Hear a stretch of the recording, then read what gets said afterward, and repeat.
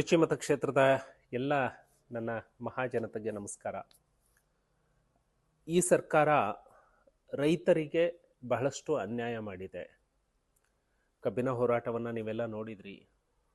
ಹೋರಾಟ ಮಾಡಿದ ಮೇಲೆ ಈಗ ಫ್ಯಾಕ್ಟ್ರಿಯವರು ಅದಕ್ಕಿಂತ ಜಾಸ್ತಿ ದುಡ್ಡು ಕೊಡ್ತೀವಿ ಅಂತ ಹೇಳ್ತಿದ್ದಾರೆ.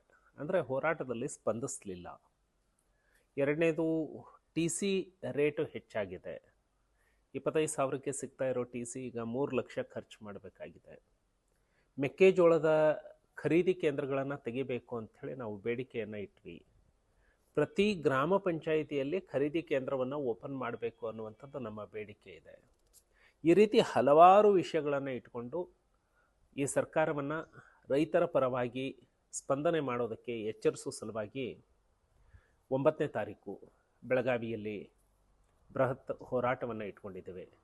ಅದಕ್ಕಾಗಿ ಕುರ್ಚಿ ಮತಕ್ಷೇತ್ರದ ಎಲ್ಲ ರೈತ ಮುಖಂಡರು, ಪಕ್ಷದ ಕಾರ್ಯಕರ್ತರು ಆಗಮಿಸಬೇಕು ಅಂತ ಹೇಳಿ ನಿಮ್ಮೆಲ್ಲರಿಗೆ ಕೈ ಮುಗಿದು ವಿನಂತಿಯನ್ನು ಮಾಡ್ತಾ ಇದ್ದಾವೆ. ಈ ಹೋರಾಟ ಬೆಳಗಾವಿಯ ಮಾಲಿನಿ ಸಿಟಿಯಿಂದ ಸುವರ್ಣಸೌಧದ ಕಡೆಗೆ ಈ ಹೋರಾಟ ಮೆರವಣಿಗೆ ಸಾಗುತ್ತೆ. ತಾವು ಆಗಮಿಸಬೇಕು ಅಂತ ಕೈ ಮುಗಿದು ವಿನಂತಿಯನ್ನು ಮಾಡ್ತಾನೆ. ನಮಸ್ಕಾರ. ಜೈ BJP.